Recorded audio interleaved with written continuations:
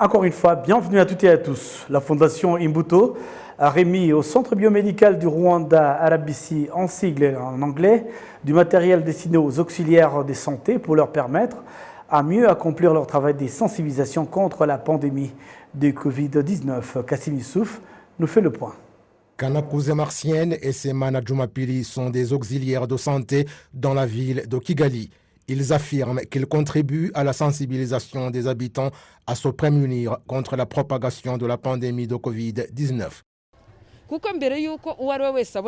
Avant que les gens soient informés, nous sommes les premiers à avoir les informations et cela me rend heureuse car je fais cela joyeusement et de bon cœur. Les habitants nous comprennent et appliquent les conseils que nous leur donnons. Les gens suivent des formations surtout que l'on ne sait pas ce que l'avenir nous réserve et puisqu'on nous accorde du matériel de protection, surtout qu'un auxiliaire de santé peut être infecté alors qu'il suit de près les gens et cela s'est déjà produit. Mukairanga Vestine du centre de santé de Biryogo abonde dans le même sens parce qu'ils collaborent étroitement. Ils nous aident en ce qui concerne la sensibilisation en enseignant les habitants comment se prémunir contre le Covid, en fournissant des informations sur des personnes infectées et symptomatiques qui sont à domicile et les accompagnent à l'hôpital ou les sensibilisent à se faire soigner. Suite à cette contribution des auxiliaires de santé dans la lutte contre le Covid-19, l'organisation Imbuto Foundation leur a fourni du matériel par l'intermédiaire du Centre biomédical du Rwanda, RBC, et Imbuto Foundation dit que cet acte vient épauler le dévouement des auxiliaires de santé dans la riposte à cette pandémie. Tout ceci va aider les auxiliaires de santé qui sont au niveau des instances de base et parviennent à avoir des informations et aider les habitants à se prémunir contre le Covid et d'autres choses qu'ils font en tant qu'auxiliaires de santé.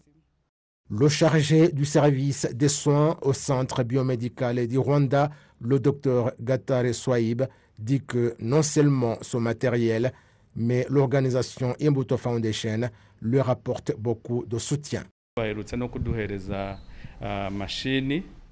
Ils nous ont récemment donné une machine qu'on utilise dans le dépistage de Covid-19 et nous a aidés dans cet exercice un peu partout dans le pays. C'est donc un partenariat que nous saluons et que nous remercions Imbuto Foundation de cette collaboration qui continue à aller de l'avant. Ce matériel comprend 133 500 masques, 2200 thermomètres, 2910 flacons de gel alcoolique et 206 téléphones portables qui seront utilisés pour fournir des informations sur le Covid-19. L'on compte au Rwanda 58 567 auxiliaires de santé. La suite de cette édition, rendons-nous à présent au district de Musanze où les parents et éducateurs indiquent apprécier de l'évolution dans les domaines de l'éducation par sa qualité et l'augmentation du nombre d'établissements scolaires. Il y a même des écoles qui suivent des programmes d'ordre international. C'est un dossier préparé par Arabi et présenté par Amandine Ndikoumassabo. Il fut un temps en district de Musanze, les parents dont les enfants étaient prêts pour commencer la maternelle ou l'école primaire devaient traverser la frontière nationale ou se rendre à Kigali pour être sûrs que les enfants suivent une bonne éducation et bénéficient d'un suivi régulier de la part de leurs éducateurs. Mais actuellement, à Musanze, il y a beaucoup d'établissements scolaires et la qualité d'éducation est très appréciable, comme l'indique Mukayu Hilea, dont l'enfant était premier en 2019 au niveau national. Nous en étions fiers, mais au niveau national, c'était surprenant de voir qu'un élève de cet établissement soit premier. C'est une preuve de la bonne qualité d'éducation. Les élèves eux-mêmes sont contents de l'amélioration de la qualité d'éducation dont ils bénéficient, ce qui les rend fiers des écoles qu'ils fréquentent. Les enseignants font de leur mieux pour nous aider au quotidien, que ce soit pendant les cours ou les tests. Nous n'avons plus peur de l'examen national car nous sommes bien préparés. Douaye Soueli, directeur de l'école Wisdom School, avec ses collègues s'étant investis dans le domaine d'éducation, indique qu'à la base, il n'était pas motivé par l'argent pour établir les écoles, mais plutôt le fait de faciliter la tâche des parents dont les enfants parcouraient des kilomètres à partir de leur domicile pour trouver des écoles. Ne pas investir dans le domaine d'éducation, c'est ralentir plusieurs projets, voire même les jeter à l'eau. Nous avons décidé d'investir en éducation par passion de ce domaine et surtout pour contribuer au développement du pays.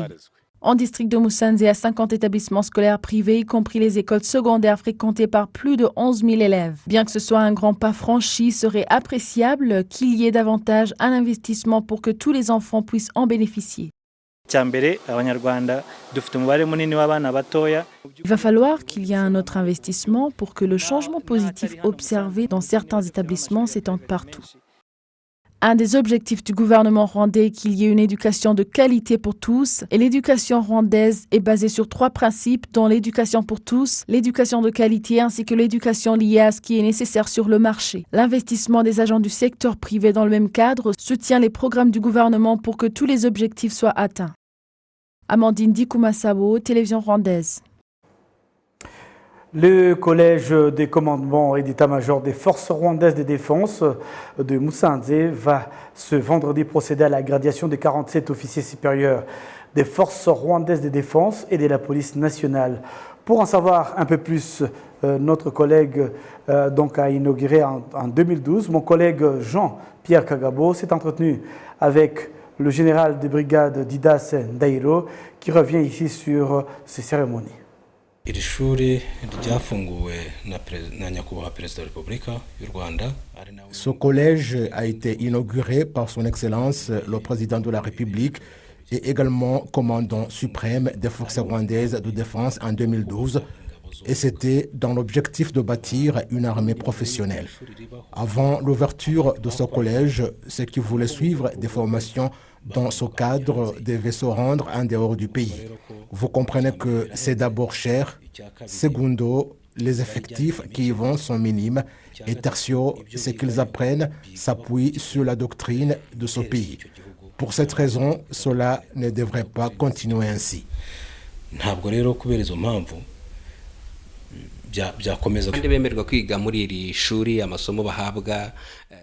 Qui sont admis dans ce collège et les cours qui y sont dispensés concernent quel domaine? Quel est le résultat de ce collège après 8 promotions, surtout que la 9e sera graduée ce vendredi?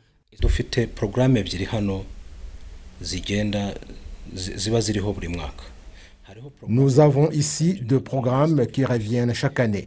Il y a le premier dénommé Junior Command and Staff Course qui concerne les officiers, capitaines et majors. Nous avons également Senior Command and Staff Course qui sera gradué demain et qui concerne des officiers de grade de major, lieutenant-colonel et colonel.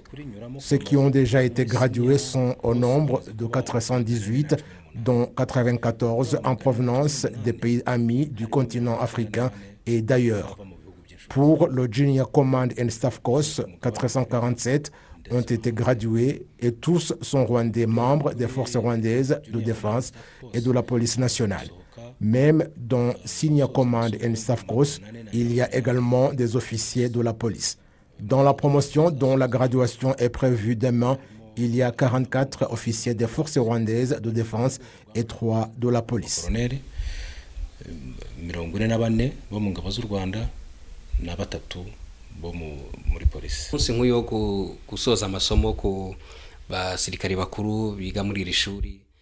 Quelle importance les forces rwandaises de défense accordent-elles à une telle journée de graduation?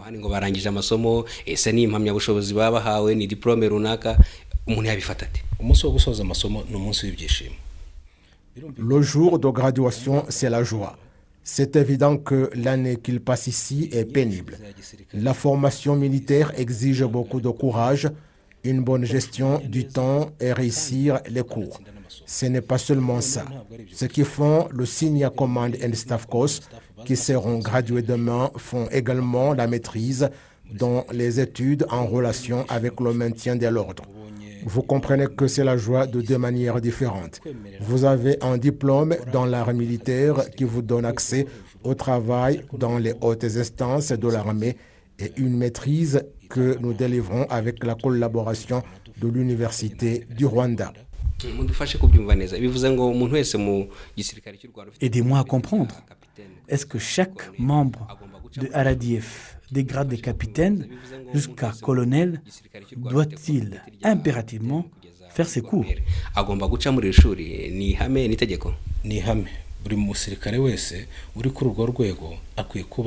Oui, c'est obligatoire. Chaque membre de ce grade doit faire ce cursus comme il y a des prérequis. Les cursus militaires se succèdent au fur et à mesure.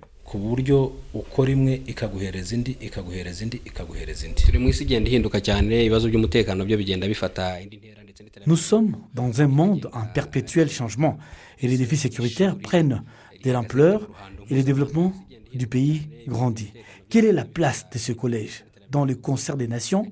Comment parvient-il à faire face à ces nouveaux défis et comment aide-t-il le Rwanda à se doter d'une armée professionnelle?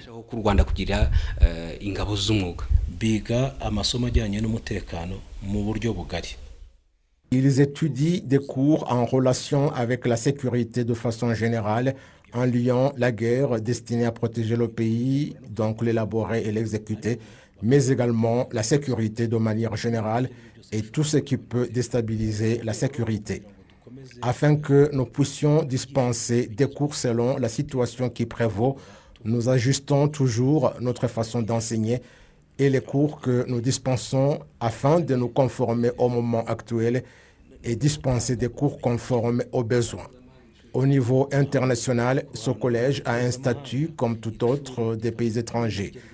Celui qui sort d'ici peut étudier le niveau supérieur avec celui qui a terminé aux États-Unis ou en Chine.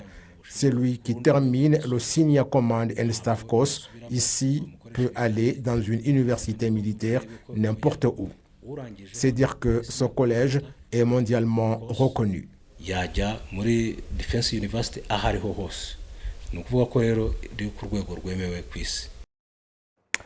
Parlons à présent santé mentale et dépression. Les personnes qui ont souffert des dépressions sévères encouragent les autres personnes actuellement confrontées à de tels problèmes à demander de l'aide aux professionnels car c'est une maladie guérissable.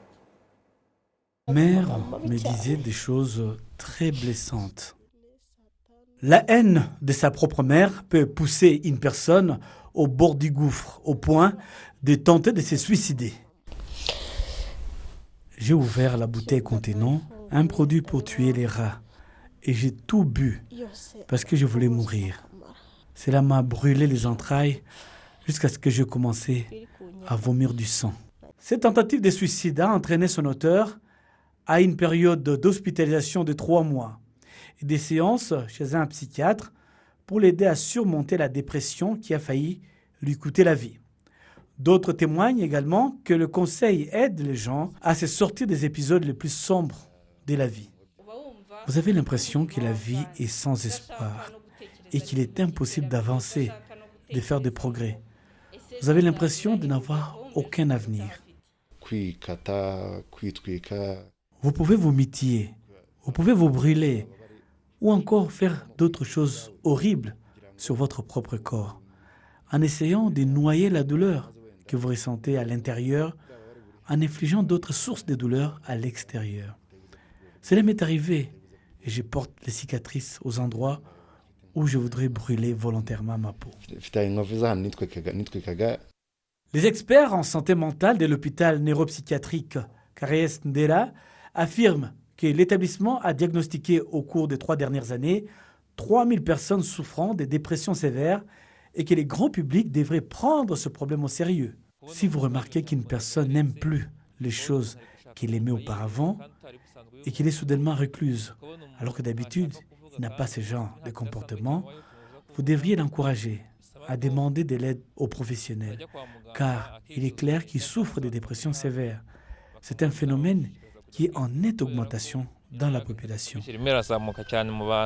En 2018, le ministère de la Santé a constaté que 20,5% de la population du pays souffrait d'une forme de maladie mentale, avec 11,9% atteintes d'une dépression mentale sévère et présentant des signes de dégoût de soi et tentant de se suicider. Passons à un autre sujet. Certains utilisateurs de motos électriques demandent à ce qu'il leur soit ajouté des stations de chargement de leurs motocyclettes pour que leur travail soit beaucoup plus rentable. Amandine Dukumasabo nous fait le récit. En août 2020, le Rwanda a commencé à utiliser les motos électriques comme transport pour les taxis-motos. Les conducteurs de ces motos expriment qu'elles sont rentables comparées à celles à essence.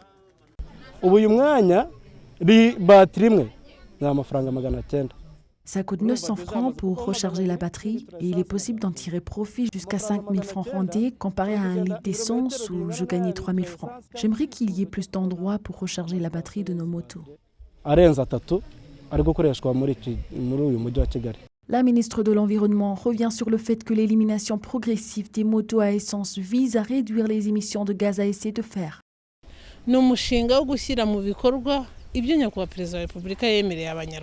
Le projet dont il est question est une mise en œuvre de ce que le président de la République a promis aux Rwandais. Et ce que nous allons faire, c'est de collaborer avec le secteur privé, l'association des conducteurs de taxi-moto, pour augmenter les endroits où charger leurs motos, pour qu'une personne puisse recharger sa batterie, peu importe où elle se trouve, car il y en a actuellement 3. Il est prévu d'augmenter les stations où les batteries des motos électriques sont rechargées. Il y a actuellement 46 000 taxi-motos au Rwanda et ce projet a commencé par 26 000 qui opèrent dans la ville de Kigali.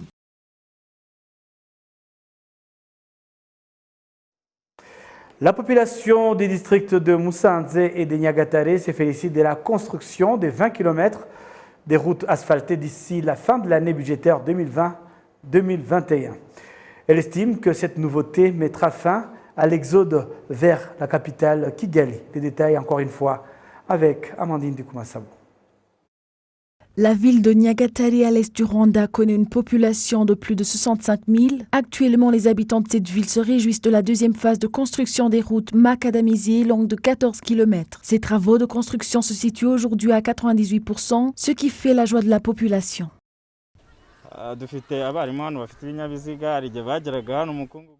Avant, nos enseignants arrivaient ici remplis de poussière, mais aujourd'hui ce n'est plus le cas. Ils arrivent ici en toute propreté et entrent en classe sans problème. Cette ville se développe. Dès mon jeune âge, je ne voyais que la brousse. Mais tout a changé. Je ne peux pas quitter notre ville et je crois que partout où j'irai, je ne pourrai pas trouver de pareil développement. Les autorités du district de Nyagatare affirment que les travaux d'amélioration des infrastructures routières se poursuivront dans l'objectif d'attirer plus d'investisseurs.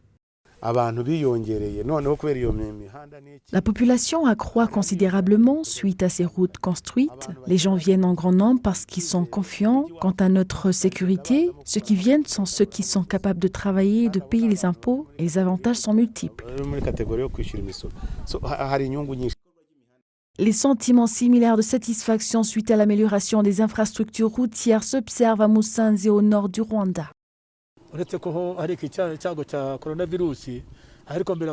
Avant cette pandémie de Covid-19, la circulation se faisait toute la nuit. La vie a changé, les gens ne font plus de longs déplacements pour aller au marché par exemple. Noumulemi Janine, maire de Musanze, rassure que les travaux de construction des canalisations d'eau, longues de 4,5 km, s'achèveront avec la fin de ce mois, ce qui va constituer un attrait supplémentaire pour cette ville touristique de Musanze. Pour le développement de l'habitat, nous commençons d'abord par bien tracer les axes routiers. Cela nous permettra de prévenir l'habitat désordonné et éviter ainsi les conséquences fâcheuses après. Depuis le lancement du programme d'aménagement de 6 villes secondaires au Rwanda, le pays a déjà construit environ 112 km de routes asphaltées au coût d'environ 100 milliards de francs rwandais. Amandine Dukumasabo, télévision rwandaise.